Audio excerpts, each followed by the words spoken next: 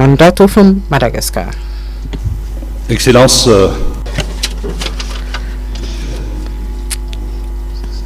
Excellencies, distinguished guests to this very important event for the African people. As you can see, we are 3 candidates, not 2 candidates, like you see on social media. And we are standing in front of you today to convince you of how serious we are and how seriously we're going to work towards the African Union involvement. So who am I? I am one out of 1.2 billion Africans. Just like you,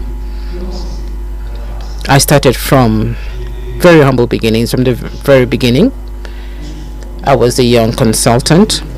I was a researcher in microfinance sector, and I traveled across many African capitals, about 41 countries in the year 1989.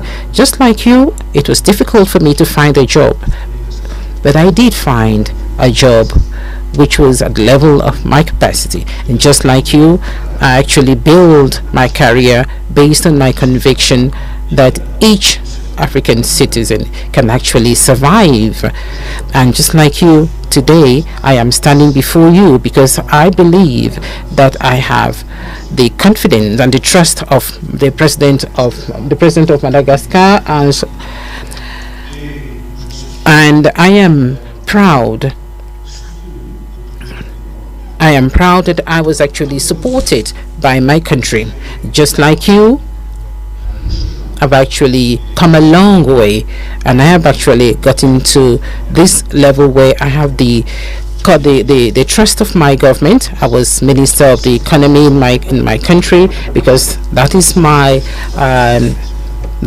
specialty.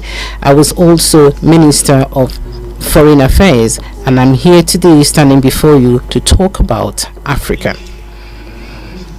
Africa is actually the second dynamic economic region in the world, and is actually making progress, and things are changing in our favor. And recently I read about the funding of the African Development Bank funding several projects in Africa, and this is quite promising for the continent. The World Bank also has increased its envelope, funding 75 countries, 75 less developed countries.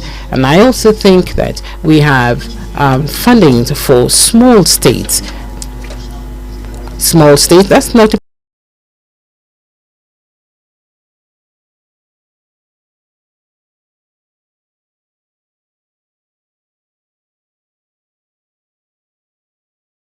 Union, which doesn't really have the capacity for it to move forward. I am here before you today because I think it is indispensable and it is a must that those who want to have the quality, competence, conviction, of course today I think that I have those qualities, and I hope that I've been able to convince you. Thank you very much. Thank you very much, Your Excellency Richard Rangiamandrato from Madagascar. And now, ladies and gentlemen, this officially brings us to the beginning of our debate, where we move into the first round of questions. But before then, allow us to reiterate the rules and the guidelines for you, our esteemed candidates. You each have 4 minutes to answer the questions that will be posed, and you will each answer the absolute same question.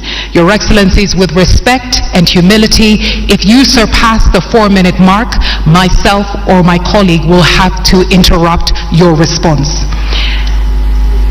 And this eventually brings us to this moment, ladies and gentlemen, where my colleague and I will open the envelope for the first round of questions.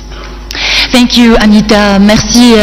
Thank you very much, Anita, and thank you very much to our candidates who have just introduced themselves to yourselves, members of this public. As my sister has just reminded us, we are going to open, ladies and gentlemen, the first round of questions. We are going to remind all of us that the questions were drafted in English and in French. They were drafted by an independent panel. The envelopes were handed over to us a few minutes ago by Her Excellency Madam Konjit Sine Georges, and immediately with Anita we're going to select an envelope. Anita, you're going to ask the first question.